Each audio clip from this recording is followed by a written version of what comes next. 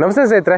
ಮನೇನ ಸ್ನೇಹಿತ ಒಬ್ಳು ಕಂಪ್ಲೇಂಟ್ ಮಾಡ್ತಾ ಇದ್ಲು, ಹೋಗೋ ಈ ಸಿರಿಧಾನ್ಯ ಅಡುಗೆ ಯಾರು ಮಾಡ್ತಾರೆ, ರಾತ್ರಿ ನೆನೆಸಿಡೋದು ಮರ್ತೋಗಿರ್ತೀನಿ, ಬೆಳಗ್ಗೆ ಅಡುಗೆ ಮಾಡೋಕ್ಕಾಗಲ್ಲ, ಅದಕ್ಕೆ ಸಿರಿಧಾನ್ಯ ಮಾಡೋದೇ ಬಿಟ್ಬಿಟ್ಟಿನಿ ಅಂದರು. ಖಂಡಿತ ತಪ್ಪು ಮಾಡಬೇಡಿ.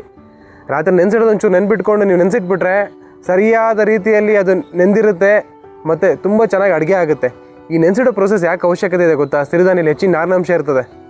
ನಾರಿನಾಂಶ ಇರೋ ಕಾರಣಕ್ಕೆ ನೀವು ನೆನೆಸಿಡಿದ ಅಡುಗೆ ಮಾಡಿಬಿಟ್ರೆ ದೇಹದೊಳಗೆ ಹೋಗ್ತಾ ಇದ್ದಂಗೆ ಡೈಜೆಷನ್ ಸುಲಭ ಆಗೋದಿಲ್ಲ. ಅದಕ್ಕೆ ಇನ್ನೊಂದು ಕಾರಣ ಏನು ಅಂದರೆ, ನಾವು ಈಗ ಒಂದು 20-25 ವರ್ಷದಿಂದ ಬರೀ ಬಿಳಿ ಅಕ್ಕಿನ ರೂಢಿ ಮಾಡ್ಕೊಂಡ್ಬಿಟ್ಟಿದ್ವಿ. ಆ ಬಿಳಿ ಅಕ್ಕಿಯಲ್ಲಿ ಯಾವುದು ನಾರಿನಾಂಶ ಇಲ್ದಿರೋ ಕಾರಣಕ್ಕೆ ತುಂಬ ಫಾಸ್ಟಾಗಿ ಅಡುಗೆ ಆಗುತ್ತೆ, ಅಷ್ಟೇ ಫಾಸ್ಟಾಗಿ ಜೀರ್ಣ ಆಗುತ್ತೆ, ಅಷ್ಟೇ ಫಾಸ್ಟಾಗಿ ಬಾಡಿಗೆ ಗ್ಲುಕೋಸ್ ರಿಲೀಸ್ ಮಾಡಿಬಿಡುತ್ತೆ.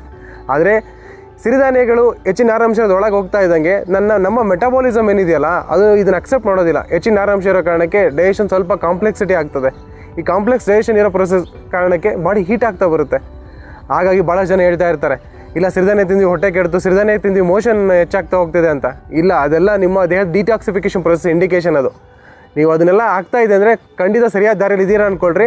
ಆದರೆ ಇಲ್ಲಿ ನೀವು ಅಡಿಷನ್ ಏನು ಮಾಡಬೇಕು ಅಂದರೆ, ತಪ್ಪಿಸದೆ ಸಿರಿಧಾನ್ಯನ 8 ತಾಸು ನೆನೆಸಿಡಬೇಕು. ನೆನೆಸಿಟ್ಟಾಗ ಸಿರಿಧಾನ್ಯದ ಎಲ್ಲ ನಾರಿನಾಂಶ ಮೃದು ಆಗ್ತಾ ಬರುತ್ತೆ.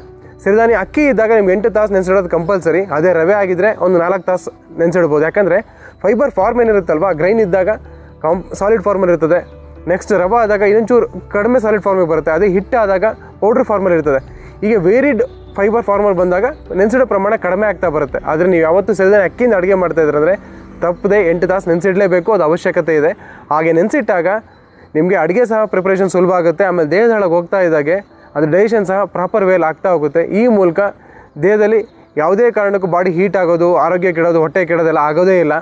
ಆವಾಗ ನಮ್ಮ ದೇಹ ಏನಿದೆ ಎಲ್ಲ ವಿಟಮಿನ್ಸ್, ನ್ಯೂಟ್ರಿಯೆಂಟ್ಸ್ ಅಬ್ಸರ್ವ್ ಮಾಡ್ಕೋತಾ ಬರುತ್ತೆ ಸಿರಿಧಾನ್ಯಗಳಿಂದ. ಈ ನವಣೆ ಏನಿದೆಯಲ್ವಾ, ಇದರಲ್ಲಿ ನಿಯಾಸಿನ್, ಥೈಮಿನ್ ಅಂತ ವಿಟಮಿನ್ಸ್ ಇರ್ತದೆ. ಈ ವಿಟಮಿನ್ಸ್ಗೋಸ್ಕರ ಎಷ್ಟೋ ಜನ ಸ್ನೇಹಿತರು ಹೇಳ್ತಾಯಿದ್ರು, ಸಪ್ಲಿಮೆಂಟ್ಸ್ ತಗೋತೀವಪ್ಪ ಅಂತ. ಅಷ್ಟೊಂದು ಯಾಕೆ ಸಪ್ಲಿಮೆಂಟ್ಸಿಗೆ ಖರ್ಚು ಮಾಡ್ತೀರಾ? ಮತ್ತು ಅದೆಲ್ಲ ಸಿಂಥೆಟಿಕ್, ಅದು ಅವಶ್ಯಕತೆಯೇ ಇಲ್ಲ. ನ್ಯಾಚುರಲಾಗಿ ಭಗವಂತ ಸೃಷ್ಟಿ ಇದೆ ನವಣೆಯಲ್ಲಿ. ಇದರಲ್ಲಿ ಸಿಗೋ ನಿಯಾಸಿನ್, ಥೈಮಿನ್ ನಿಮ್ಮ ದೇಹಕ್ಕೆ ಅಗತ್ಯವಾಗಿರೋ ಎಲ್ಲದನ್ನು ಕೊಡ್ತಾ ಬರುತ್ತೆ. ನೀವು ಸಿರಿಧಾನ್ಯ ಬಿಸಿಬೇಳೆ ಬಾತ್ ಒಂದು ತಿನ್ನಿ, 2-3 ದಿನದಲ್ಲಿ ನಿಮ್ಮ ದೇಹಕ್ಕೆ ಏನು ಅವಶ್ಯಕತೆ ಇತ್ತಲ್ಲ ನಿಯಾಸಿನ್, ಥೈಮಿನ್, ಅದು ಕಂಪ್ಲೀಟ್ ಸಿಗ್ತಾ ಹೋಗುತ್ತೆ. ಈ ರೀತಿಯಾಗಿ ಸಿರಿಧಾನ್ಯಗಳನ್ನ ನೆನೆಸಿಟ್ಟು ಅಡುಗೆ ಮಾಡಿ ಸರಿಯಾದ ಆಹಾರ ನಿಮ್ಮದಾಗಿಸ್ಕೊಳ್ಳಿ ಸ್ನೇಹಿತರೆ. ಸರ್ವೇ ಜನ ಸುಖಿನೋ ಭವಂತು.